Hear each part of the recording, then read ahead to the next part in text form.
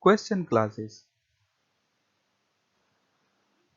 In question classes, we ask certain questions. Questions as well as statements are embedded in other sentences. There may be information questions as in the following examples. Example number 9. I wonder when the concert was. Here the actual question is when was the concert? In example 10, Robert does not know what time it is. The actual question is what time is it? Example 11. Do you remember where you put the tickets? The actual question which we want to ask is where did you put the tickets? So here in brackets, the actual questions are about semantical point of view. That what do we want in reality?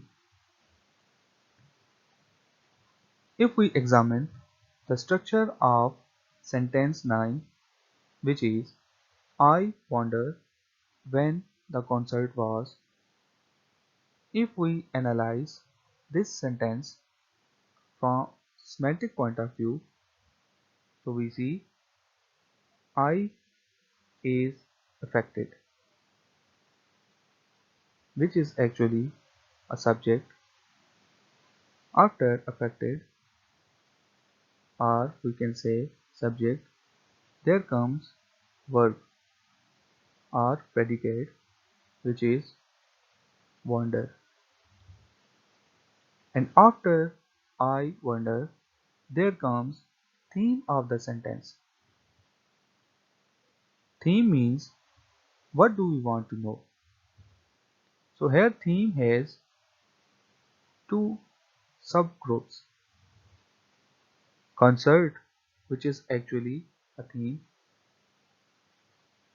but the next part, time, is unknown. And due to this unknown thing, the question comes into being.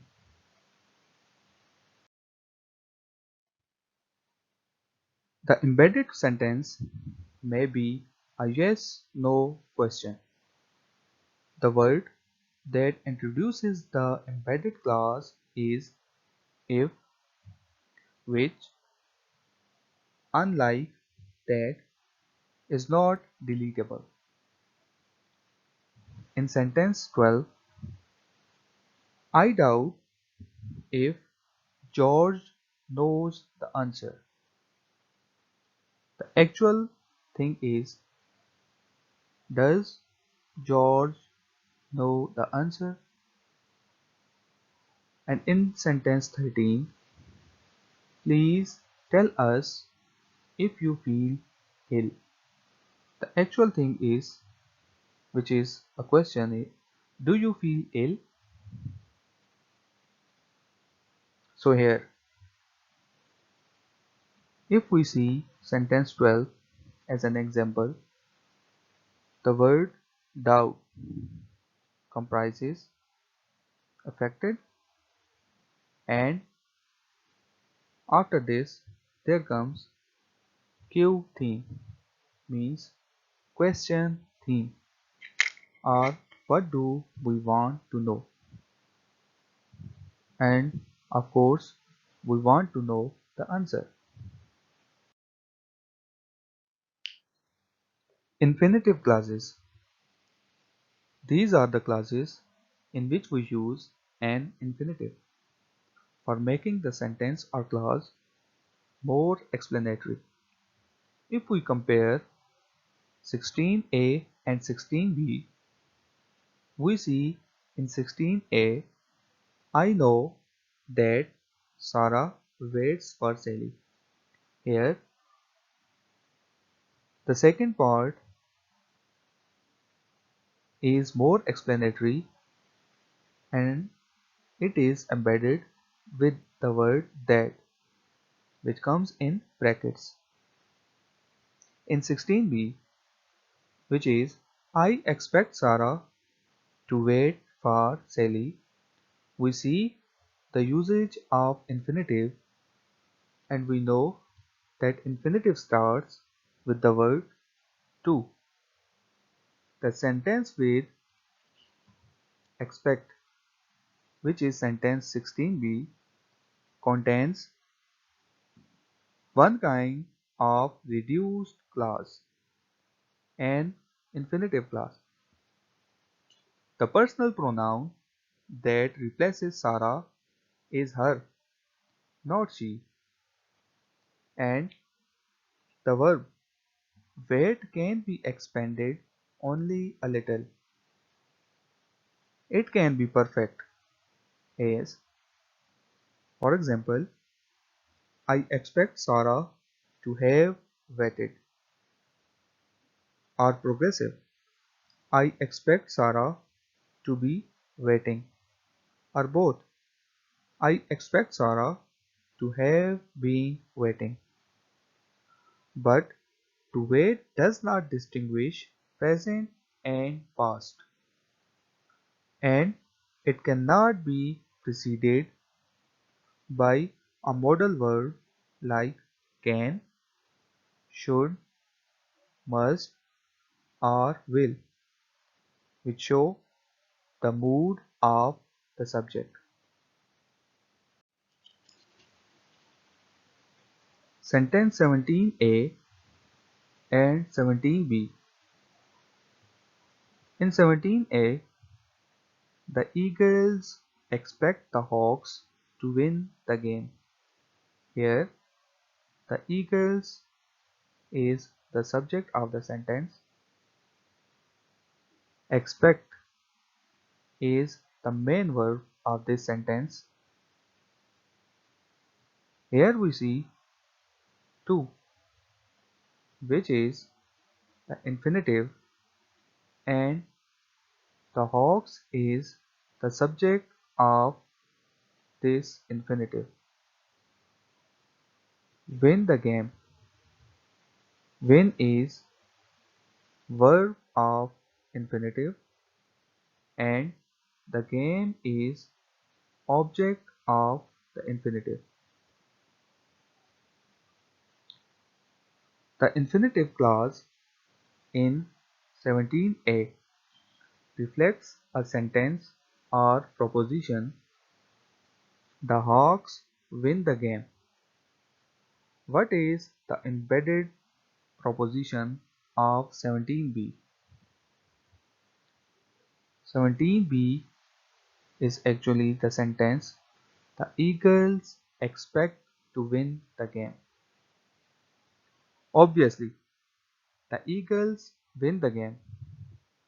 We do not say the Eagles expect the Eagles to win the game, nor the Eagles expect themselves to win the game, though the latter is possible.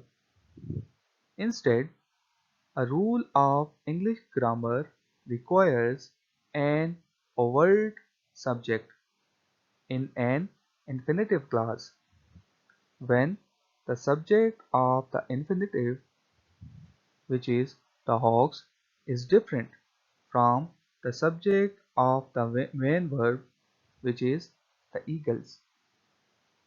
But if the subject of the infinitive is the same as the subject of the main verb, there is a tacit subject.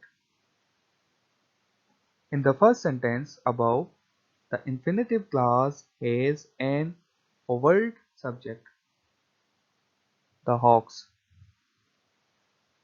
In the second sentence, the infinitive clause has a tacit subject, the Eagles. So we can say in simple words that in sentence 17a, the infinitive clause has an overt subject. Overt subject is the Eagles. And in 17b, the eagle is known as a tacit subject.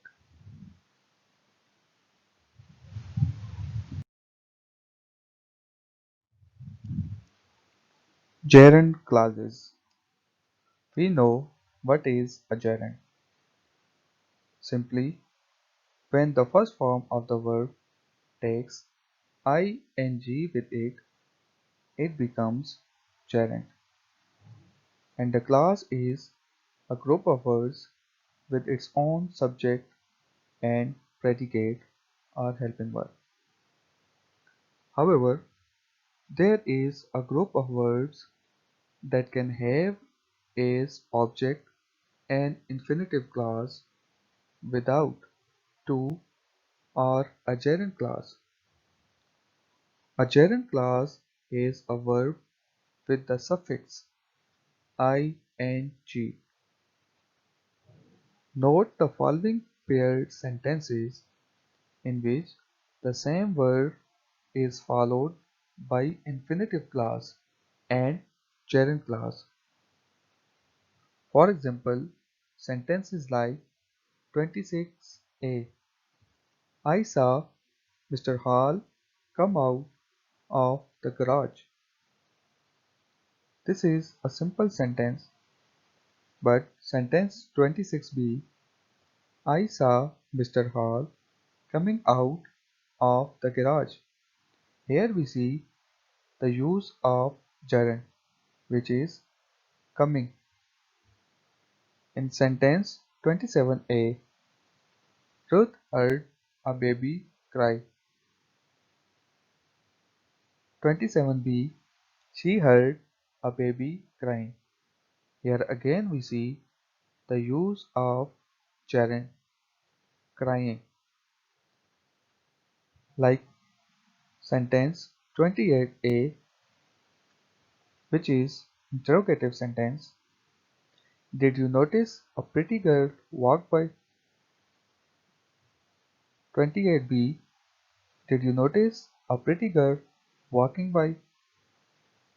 So here we see in sentence 28b the use of gerund in an interrogative sentence. Here one thing to be noted is that saw, heard and notice, which are used in these sentences, are known as perceptual verbs because we perceive certain knowledge from these verbs: saw, hearing, noticing. These are natural instincts of a man through which he acquires knowledge. Verbs like perceptual verbs are also used in five senses.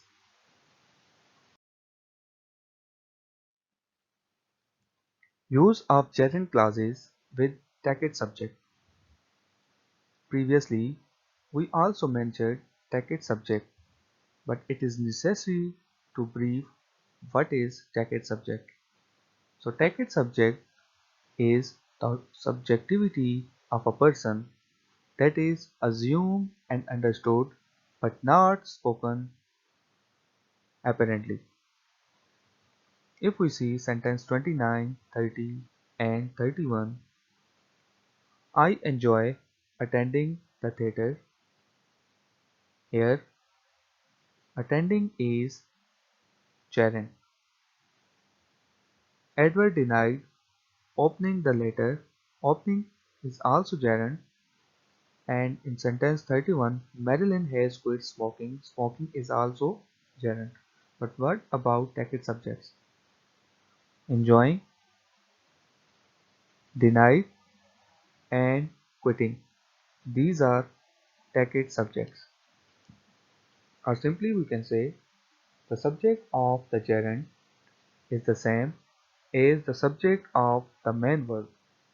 The sentences are about my attending the concert, Edward's opening the letter, and Marilyn smoking as well as my enjoying, Edward's denying, and Marilyn's quitting. These are tacit subjects. Preposition between adjective and gerund. A small group of adjectives take gerund clause complements with a preposition between adjective and gerund. For example, in sentence 32, who is responsible for doing this? In this sentence, for is preposition which comes after adjective responsible and before gerund doing. And same is the case with sentence 33. Here preposition is used after grateful and before your taking, which is a gerund.